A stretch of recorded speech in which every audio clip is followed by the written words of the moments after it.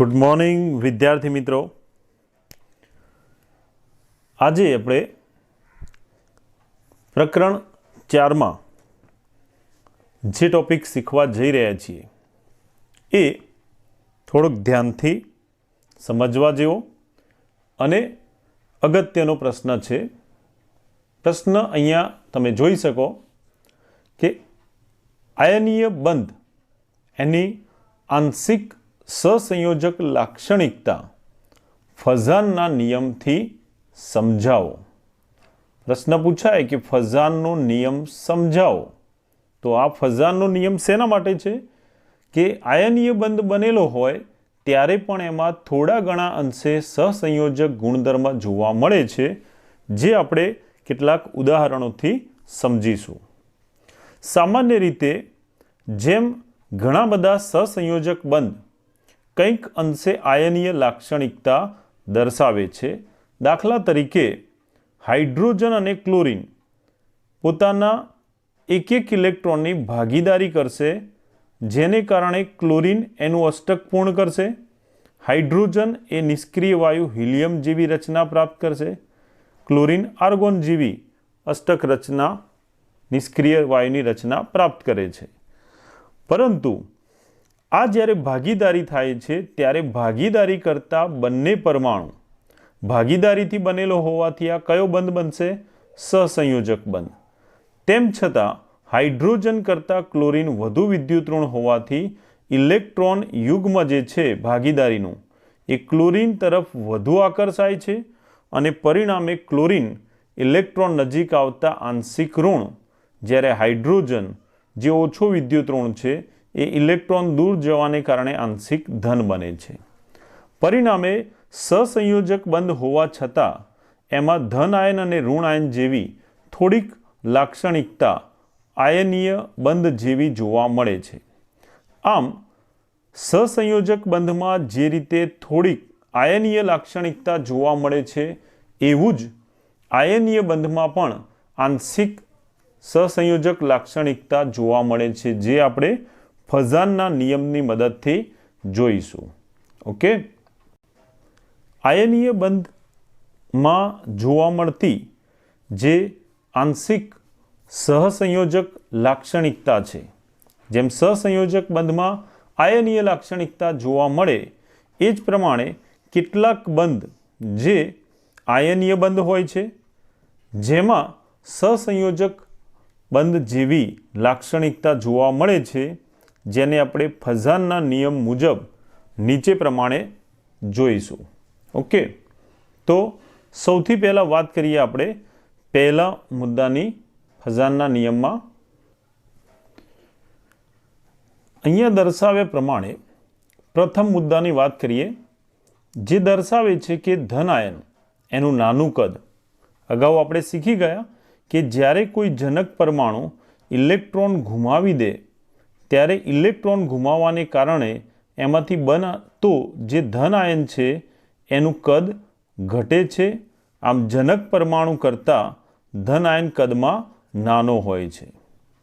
આ ધન આયનનું નાનું કદ એ જ પ્રમાણે જનક પરમાણુ જ્યારે ઇલેક્ટ્રોન મેળવે છે ત્યારે ઇલેક્ટ્રોન દાખલ થતાં એમાંથી બનતા ઋણ આયનનું કદ મોટું થાય છે।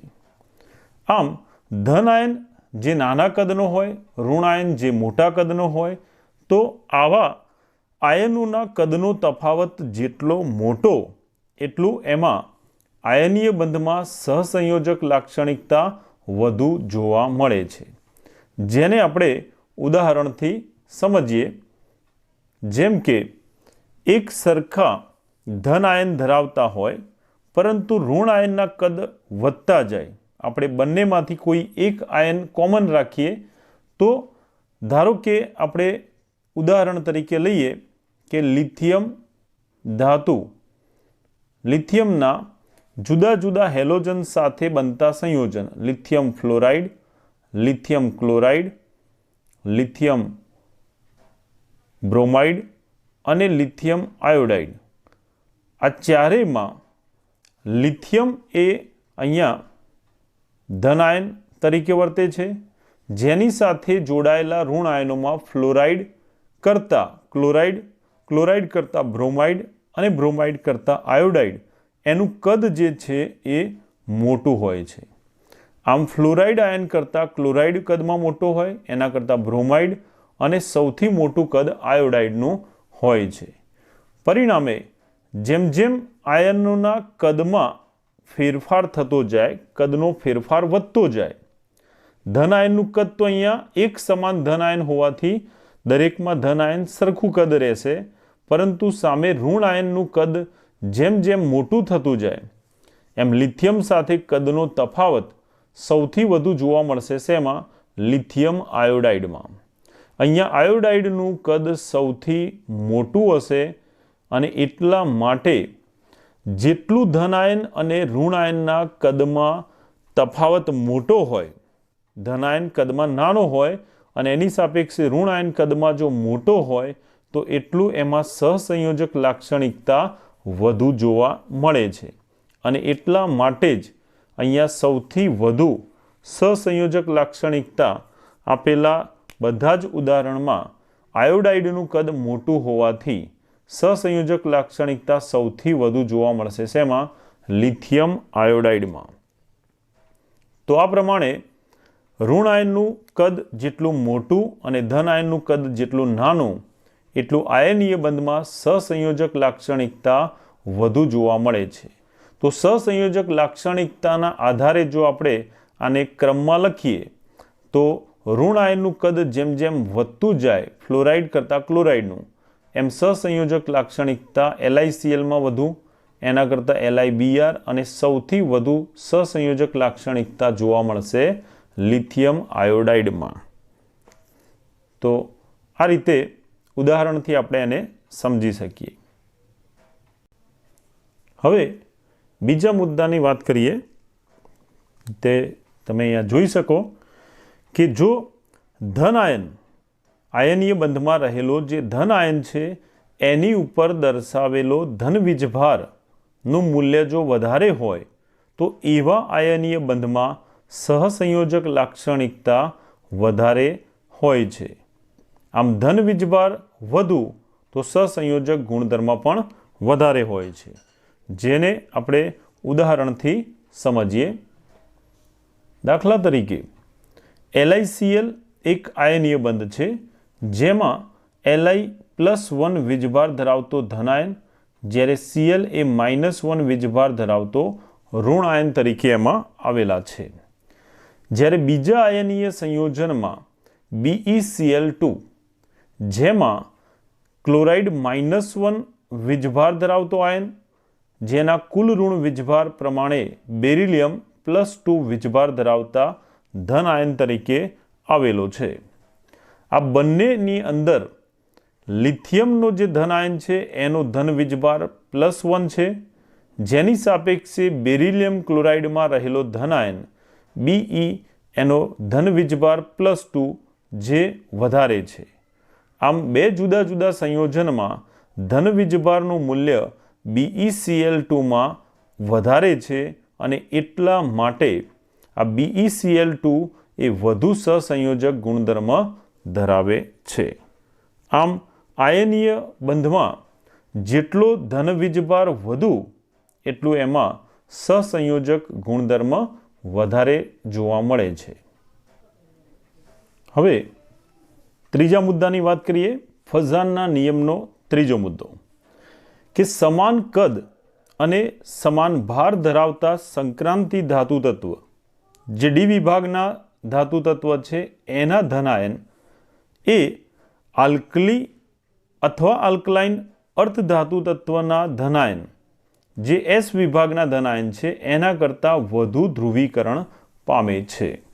દાખલા તરીકે આપણે વાત કરીએ કે કોપર, ક્રોમિયમ આ બધા ડી વિભાગના એટલે કે સંક્રાંતિ તત્વના આયનો છે જે ધન આયન બનાવે, ત્યારે આવા ધન આયનો જે ડી વિભાગના સંક્રાંતિ તત્વના ધન આયન છે એ જો એટલું જ કદ ધરાવતા સમાન વીજભાર ધરાવતા આલ્કલાઇન અર્ધધાતુ તત્વો સાથે જ્યારે સરખામણી કરવામાં આવે તો કદ સરખું હોય, વીજભાર સરખો હોય, તેમ છતાં ડી વિભાગના જે ધન આયન છે એના કરતાં આ ધન આયન જે છે ડી વિભાગના એમાં જોવા મળતું જે ધ્રુવીભવન છે એ એસ વિભાગના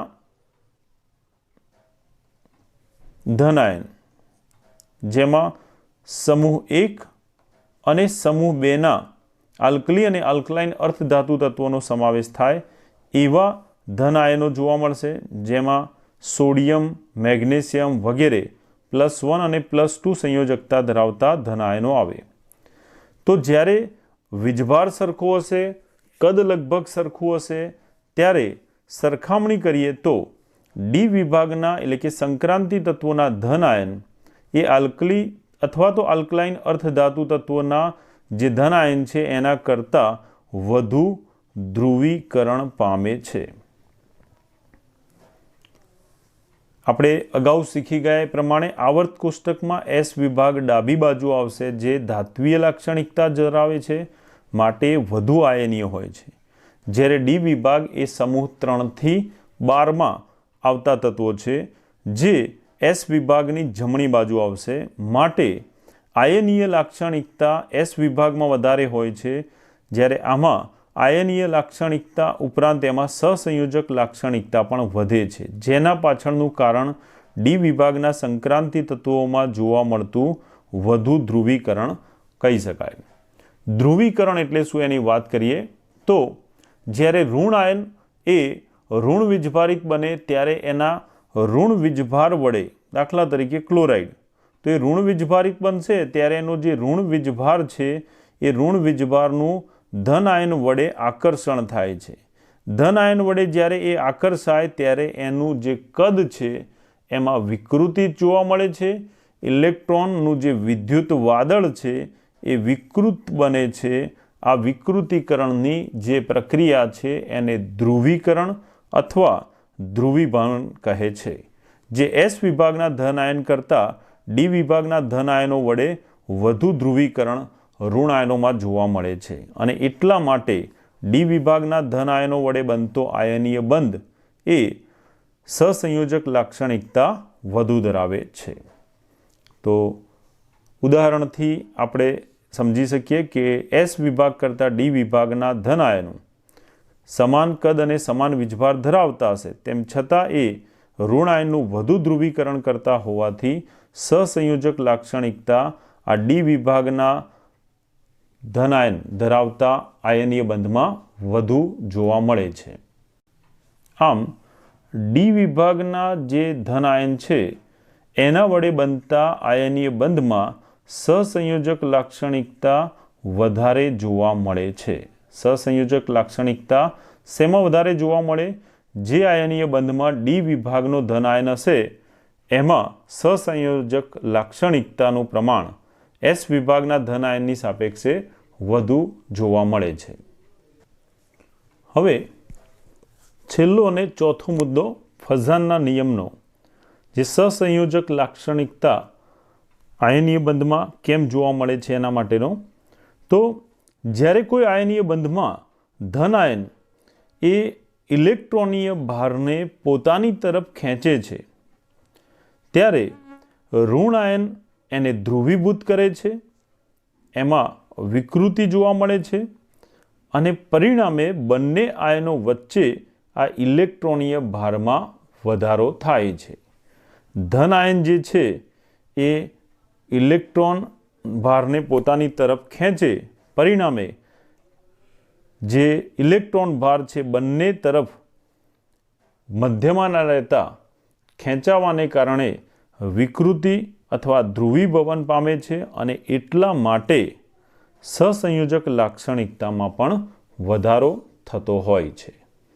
તો આ 4 જે મુદ્દા છે એ ફઝાનના નિયમ દ્વારા સમજાવવામાં આવેલા છે કે આયનીય બંધ હોવા છતાં એમાં સહસંયોજક લાક્ષણિકતા પણ આંશિક કેવી રીતે જોવા મળે છે અને કયા સંજોગોમાં આંશિક સહસંયોજક લાક્ષણિકતામાં વધારો થતો હોય છે. તો મિત્રો, ફઝાનનો નિયમ એ આ પ્રમાણે તમે 4 મુદ્દાઓને વિગતવાર સમજાવી શકો 2 માર્ક્સના પ્રશ્નમાં અગત્યનો પ્રશ્ન. તો એ પ્રમાણે બરાબર સમજીને એને તૈયાર કરી દેજો. ઓકે. હવે આપણે જોઈએ દ્વિધ્રુવ ચાક માત્રાની અગત્યતા અથવા એનું મહત્વ. બીજા શબ્દોમાં એને અનુપ્રયોગો પણ કહી શકીએ.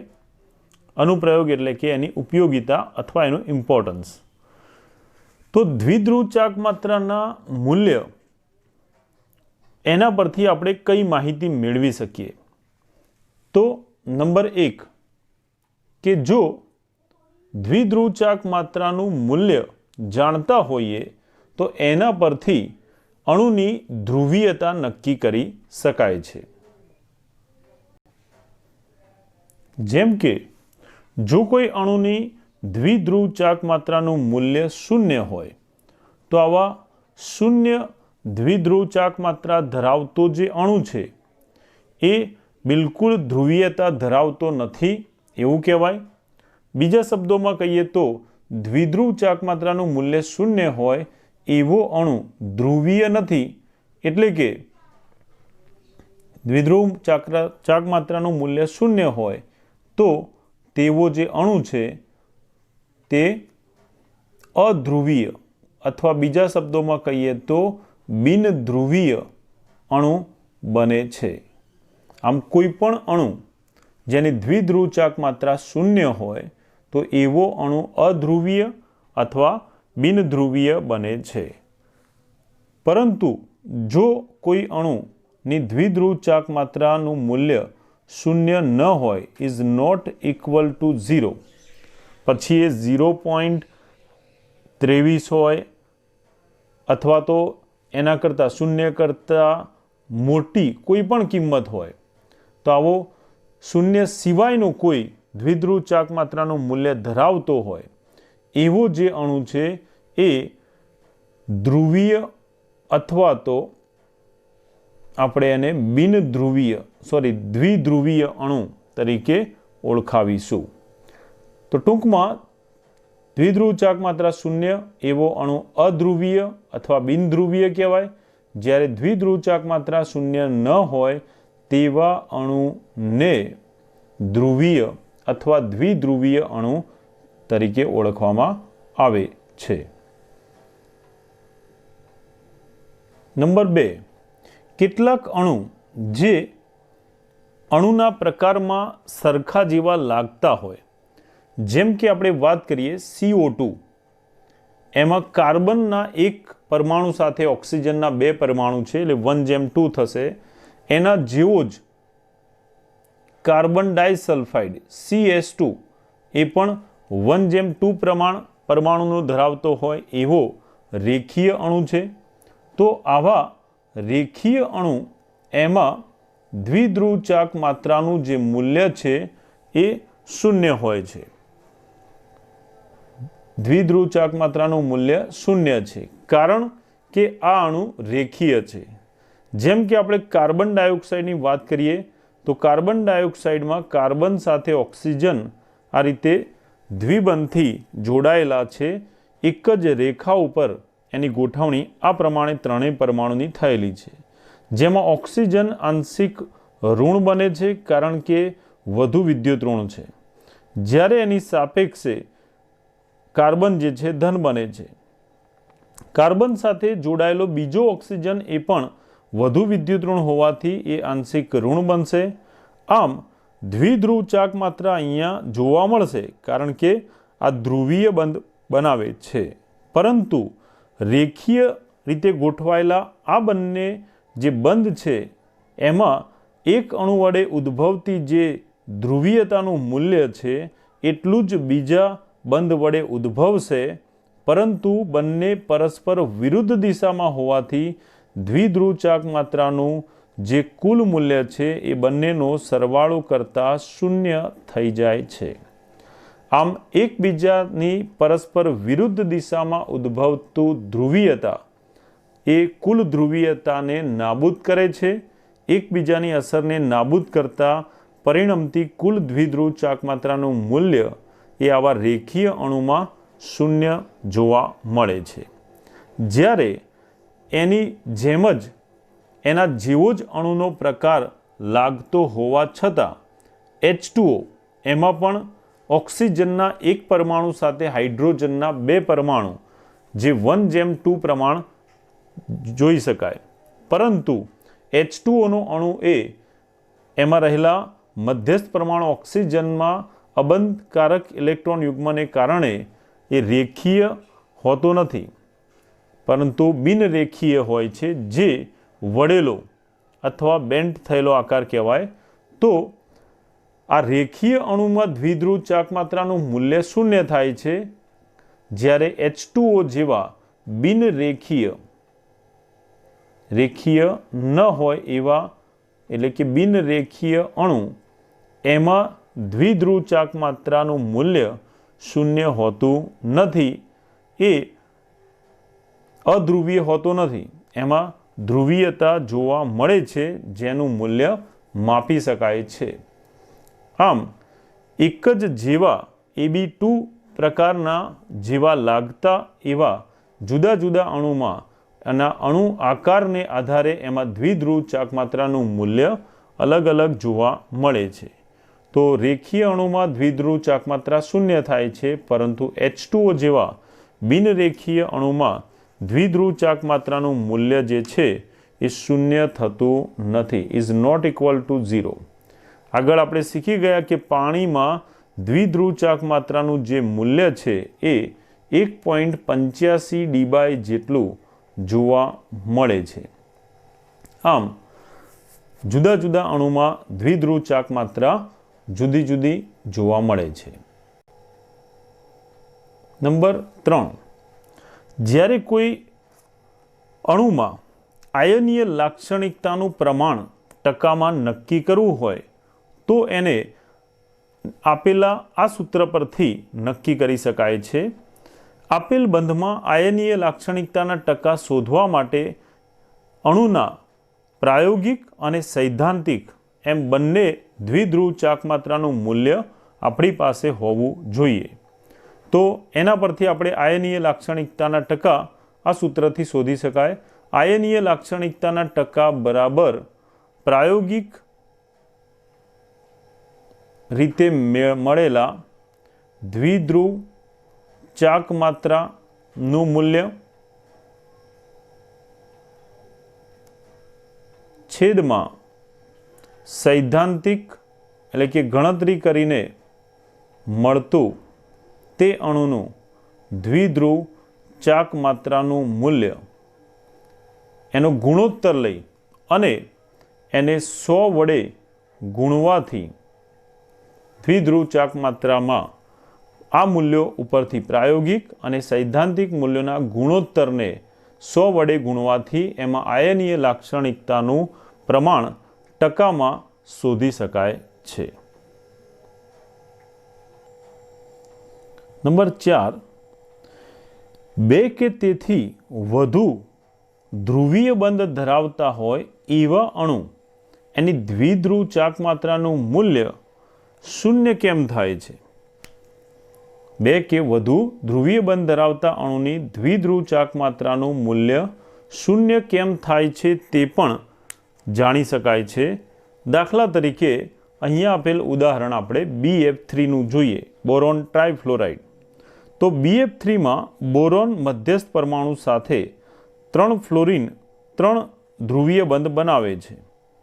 આ ત્રણેય બંધ જે બને છે અગાઉ આપણે શીખી ગયા એ પ્રમાણે એવી રીતે ગોઠવાય છે કે જેમાં જોવા મળતા ત્રણેય વધુ વિદ્યુતઋણ ફ્લોરિનના પરમાણુ એકબીજાથી સરખા અંતરે એવી રીતે ગોઠવાય છે કે જેથી એમની વચ્ચે લાગતું અપાકર્ષણ ઓછું થાય અને એમની વચ્ચેનું અંતર મહત્તમ થાય.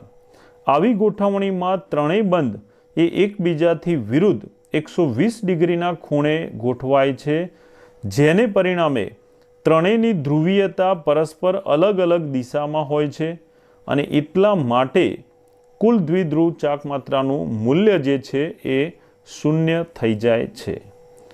તો અણુ જે છે એમાં એક કરતાં વધુ ધ્રુવીય બંધ મળે છે ખરા, પરંતુ બંધના દિશાકીય ગોઠવણીને કારણે વધુ વિદ્યુત ઋણ પરમાણુની જે ગોઠવણી છે એને કારણે દ્વિધ્રુવ ચાક માત્રાનું કુલ મૂલ્ય એ શૂન્ય થાય છે, કારણ કે એકબીજાના ધ્રુવીય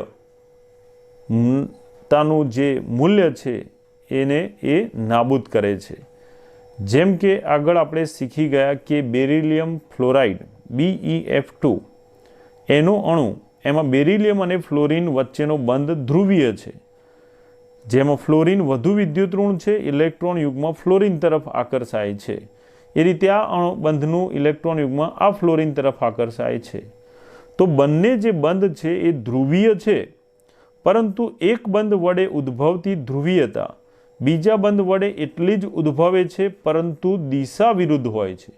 આ ડાબી બાજુ તો આ જમણી બાજુ પોતાની ધ્રુવીયતા વિરુદ્ધ દિશામાં હોવાથી એકબીજાની ધ્રુવીય અસરને નાબૂદ કરે છે અને પરિણામે કુલ દ્વિધ્રુવ ચાક માત્રાનું મૂલ્ય શૂન્ય થઈ જાય છે.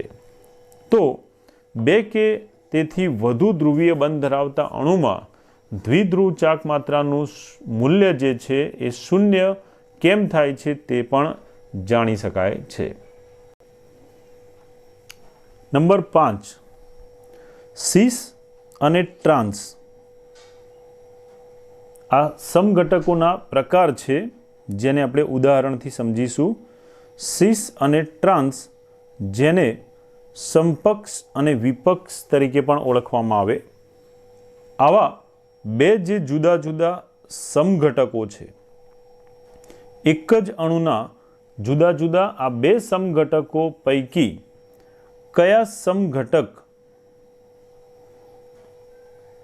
બે જુદા જુદા સમઘટક સિસ અને ટ્રાન્સ પૈકી કયો સમઘટક વધુ દ્વિધ્રુવ ચાક માત્રા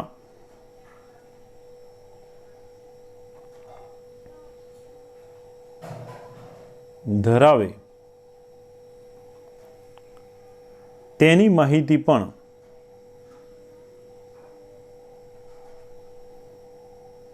મેળવી શકાય છે.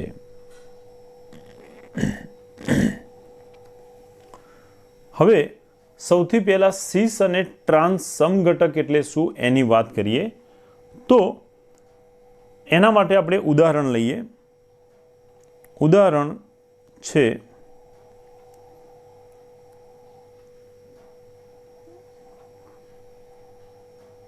C double bond C,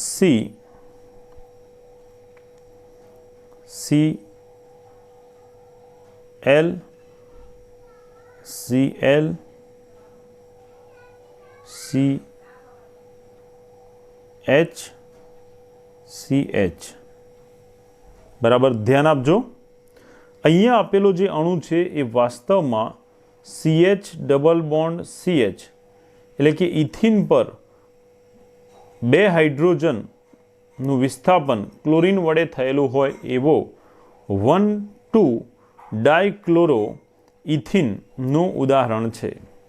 1,2 dichloro ethene આ જે પદાર્થ છે એમાં જુદા જુદા બે સમઘટક મળે. સમઘટક એટલે જેનું અણુસૂત્ર સમાન હોય પરંતુ એનું બંધારણીય સૂત્ર જુદું જુદું હોય. તો અહીંયા જે દર્શાવેલો એક સમઘટક છે એને જોઈએ આપણે. એમાં આ દ્વિબંધ ધરાવતો જે ભાગ છે, જો એને બે સરખા ભાગમાં વહેંચી દઈએ દ્વિબંધને આ રીતે, તો આ થશે એની જમણી બાજુનો ભાગ, જમણી બાજુનું અર્ધતલ, જ્યારે આ થશે એનું ડાબી બાજુનું અર્ધતલ. આમ દ્વિબંધને બે ભાગમાં વહેંચતા એ ડાબી અને જમણી બાજુ એમ બે અર્ધતલમાં વહેંચાય છે. તમે જોઈ શકો કે કોઈ પણ એક અર્ધતલમાં સમાન પરમાણુઓ આવેલા છે.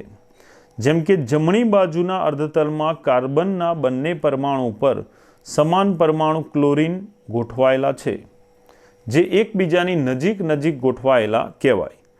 આવો જે સમઘટક મળે છે એને સિસ સમઘટક તરીકે ઓળખવામાં આવે છે. કયો સમઘટક થશે આ? સિસ સમઘટક.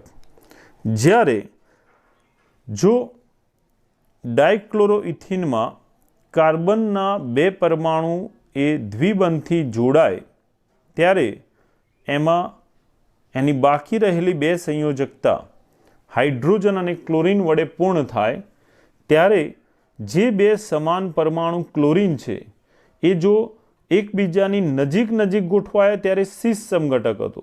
જો આ જ ક્લોરીનના પરમાણુ એકબીજાથી દૂર, પહેલા કાર્બન ઉપર ક્લોરીન જમણી બાજુ જ્યારે બીજા કાર્બન ઉપર ક્લોરીન ડાબી બાજુ ગોઠવાય, જે ક્લોરીનની સામસામે અથવા વિરુદ્ધ અર્ધતલની ગોઠવણી કહેવાય. તો હાઇડ્રોજનના સમાન પરમાણુ પણ આ જ રીતે જુદા જુદા બે અર્ધતલમાં જોવા મળશે, જેમાં એમની વચ્ચેનું અંતર વધી જશે. સિસ સમઘટક એમાં બે સમાન પરમાણુ કે પરમાણુ સમૂહ એકબીજાની નજીક નજીક હોય, હાઇડ્રોજન હાઇડ્રોજન નજીક, ક્લોરીન ક્લોરીન નજીક, તો એ સિસ સમઘટક થશે.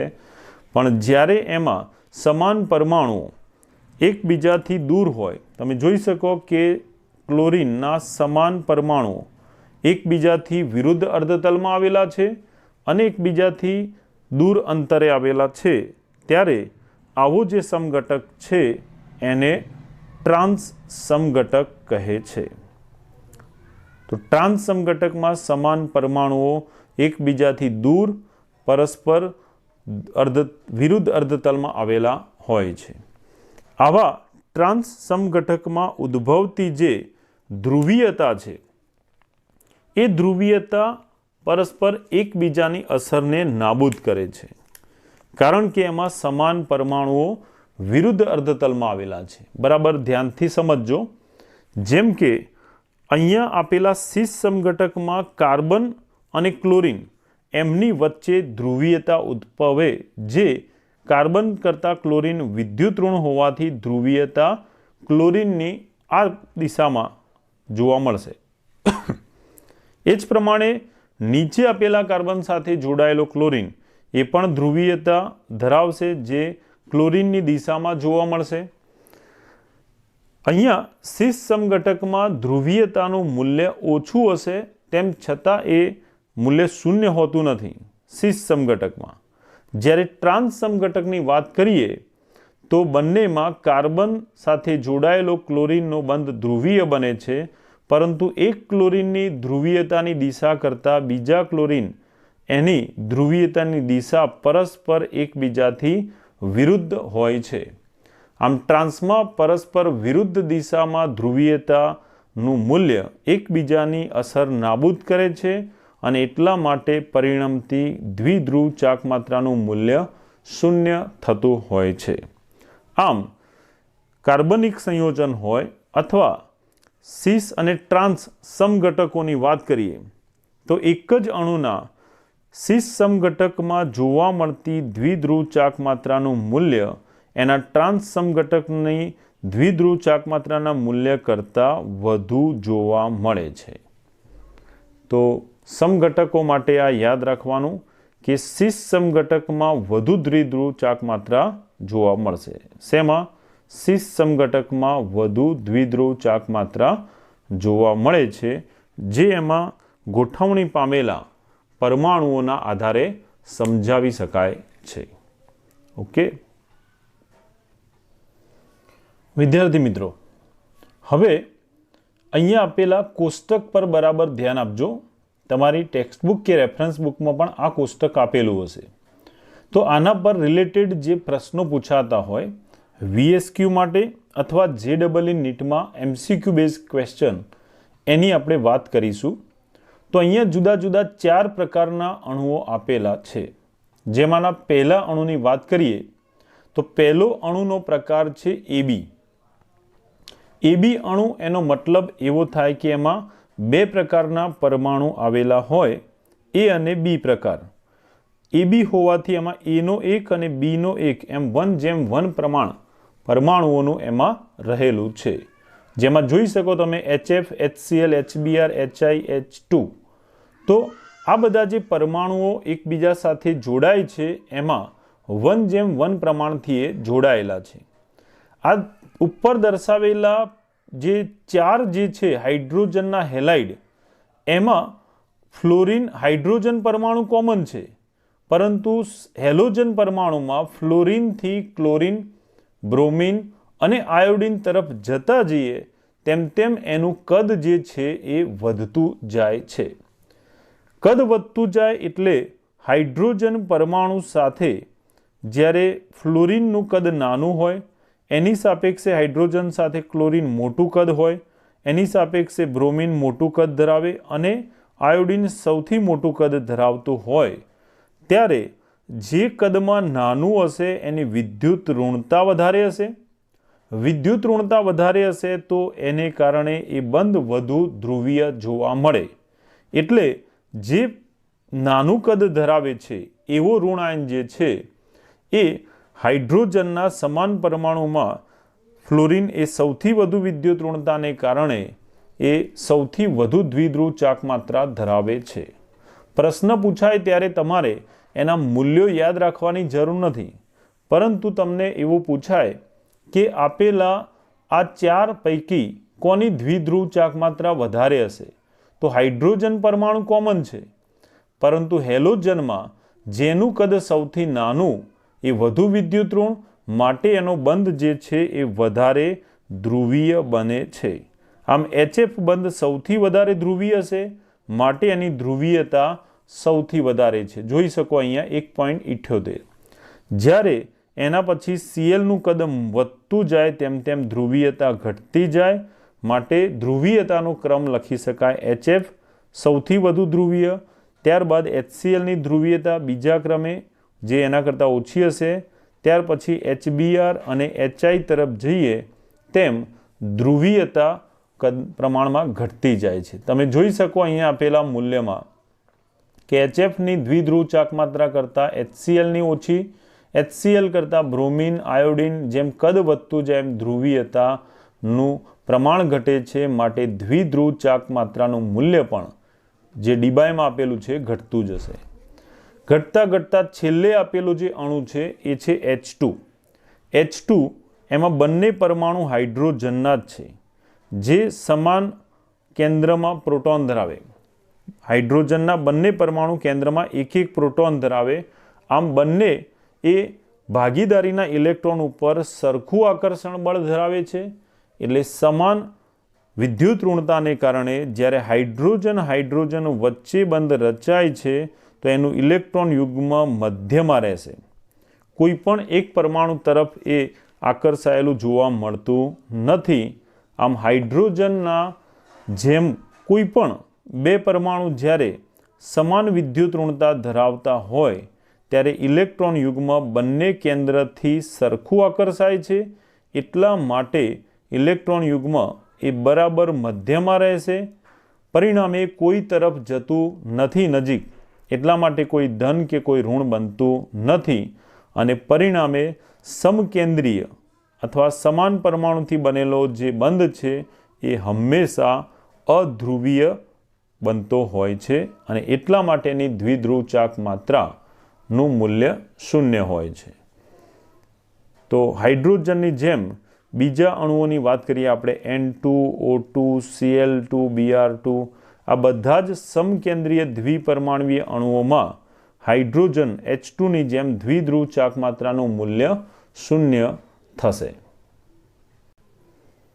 આ ઉપરાંત AB પ્રકારનું અણુ, તો એમાં બે પરમાણુ વચ્ચે જ્યારે બંધ રચાશે ત્યારે આ બંને પરમાણુ એકબીજા સાથે એક જ રેખામાં ગોઠવાય છે, અને એટલા માટે આવા અણુનો આકાર, ભૌમિતિક આકાર રેખીય જોવા મળે છે. તમારે જ્યારે દ્વિધ્રુવ ચાક માત્રાનું મૂલ્ય પૂછાય તો ખાસ કરીને જેનું દ્વિધ્રુવ ચાક માત્રાનું મૂલ્ય 0 છે એવા અણુઓ તમારે યાદ રાખવાના રહેશે, જે અબંધકારક ઇલેક્ટ્રોન યુગ્મ ન ધરાવતા હોય અને એકબીજાની ધ્રુવીય અસર નાબૂદ કરતા હોય. એવા બીજા કેટલાક અણુઓ વિશે આપણે જોઈએ. હવે વાત કરીએ આપણે બીજા પ્રકારનો અણુનો પ્રકાર જે છે AB2. AB2 પ્રકારના અણુ, એના અહીંયા કેટલાક ઉદાહરણ આપેલા છે. H2O, H2S અને CO2. પરંતુ એમાં CO2ની દ્વિધ્રુવ ચાક માત્રાનું મૂલ્ય 0 છે. કારણ શું? તો CO2નો અણુ આકાર પણ જુઓ કેવો છે, રેખીય. CO2 માં કાર્બન એની સાથે ઓક્સિજન જોડાય છે ત્યારે એ આ રીતે રેખીય રીતે જોડાતો હોય છે, જેમાં વધુ વિદ્યુત ઋણતા ધરાવતો ઓક્સિજન તરફ ઇલેક્ટ્રોન યુગ્મ આકર્ષાય છે, માટે ધ્રુવીયતા એ ઓક્સિજન પરમાણુ તરફની દિશામાં હોય છે. એ જ પ્રમાણે ઓક્સિજનનો આ બીજો પરમાણુ એ પણ કાર્બન સાથે જોડાય ત્યારે બંધની ધ્રુવીયતા ઓક્સિજન તરફ જોવા મળે છે.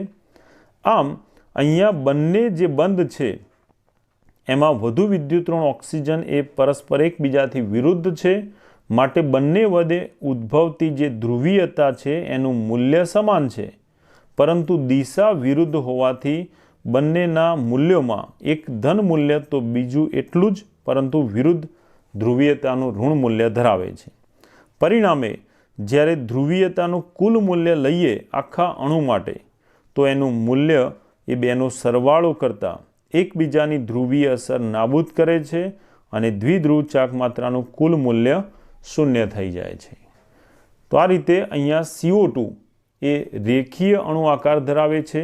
એના બંને બંધ એકબીજાની ધ્રુવીય અસરને નાબૂદ કરતા હોવાથી એમાં દ્વિધ્રુવ ચાકમાત્રાનું કુલ મૂલ્ય શૂન્ય થાય છે. આ જ પ્રમાણે હવે વાત કરીએ આપણે Ab3 પ્રકારનો અણુ, જેના 3 ઉદાહરણ અહીંયા આપેલા છે.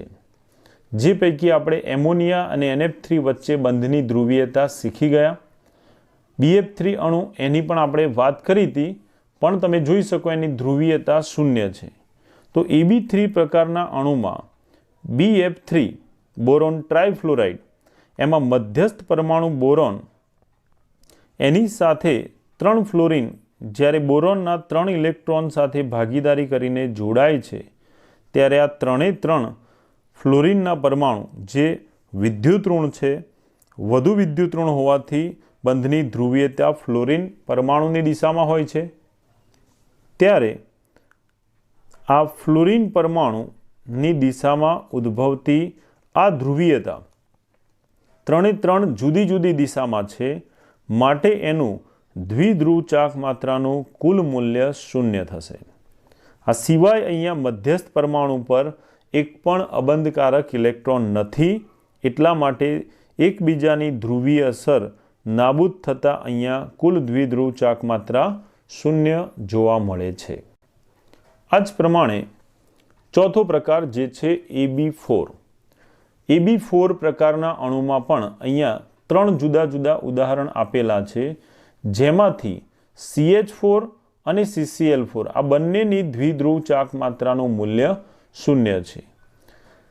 જ્યારે વિષમ પરમાણુથી બનેલા એવા આ CHCl3 જે ક્લોરોફોર્મ કહેવાય એમાં દ્વિધ્રુવ ચાકમાત્રાનું મૂલ્ય શૂન્ય નથી. તો શૂન્ય દ્વિધ્રુવ ચાકમાત્રા ધરાવતા બે અણુની વાત કરીએ સૌથી પહેલાં આપણે મિથેન CH4.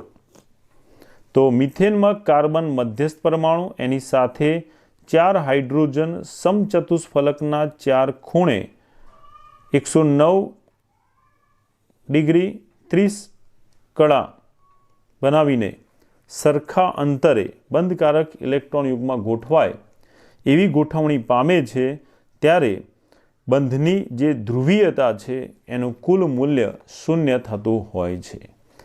CH બંધ આમ પણ બહુ ઓછી ધ્રુવીયતા ધરાવે છે, જેને આપણે અધ્રુવીય કહી શકીએ લગભગ. તેમ છતાં એમાં ધ્રુવીયતાનું કુલ મૂલ્ય ચારે સમાન ખૂણે બંધની દિશા હોવાને કારણે દ્વિધ્રુવ ચાકમાત્રાનું મૂલ્ય શૂન્ય થાય છે. એ જ પ્રમાણે CCl4માં પણ કાર્બન સાથે ક્લોરિનના પરમાણુ જે આ ચારે હાઇડ્રોજનને દૂર કરી 4 ક્લોરિન પરમાણુ વિસ્થાપન કરીને જોડાય ત્યારે મળતો આકાર આ પણ સમચતુષ્ફલક જોવા મળે છે, જેમાં કાર્બનની સાપેક્ષે ક્લોરિન વધુ વિદ્યુત ઋણ છે. કાર્બન સાથેનો ક્લોરિનનો બંધ ધ્રુવીય બને છે, પરંતુ 4 ક્લોરિન એ એકબીજાથી શક્ય એટલા દૂર અંતરે સમાન ખૂણે એકબીજાથી દૂર એવી રીતે ગોઠવાયા છે, જેમાં દરેક ક્લોરિનની ધ્રુવીયતા પરસ્પર જુદી જુદી દિશામાં છે, અને એટલા માટે CCl4 કાર્બન ટેટ્રાક્લોરાઇડમાં દ્વિધ્રુવ ચાકમાત્રાનું કુલ મૂલ્ય શૂન્ય થાય છે. તો ખાસ કરીને કોષ્ટકમાં જેનું દ્વિધ્રુવ ચાક માત્રાનું મૂલ્ય શૂન્ય છે એવા અણુઓ તમારે MCQ અથવા VSQ માટે યાદ રાખવાના રહેશે. ઓકે, તો અહીં સમજાવ્યા પ્રમાણે આખું કોષ્ટક યાદ રાખવાની જરૂર નથી, પરંતુ અણુના પ્રકાર કે એના ઉદાહરણ પરથી એનો આકાર તમને સમજણ પડવું જોઈએ, યાદ રહેવો જોઈએ. દ્વિધ્રુવ ચાક માત્રાના મૂલ્યો યાદ રાખવાની જરૂર નથી, પરંતુ શૂન્ય દ્વિધ્રુવ ચાક માત્રા ધરાવતા અણુઓ એના ઉદાહરણ ખાસ યાદ રાખવાના રહેશે. ઓકે, તો એ પ્રમાણે તૈયાર કરતા રહેજો. Okay, thank you.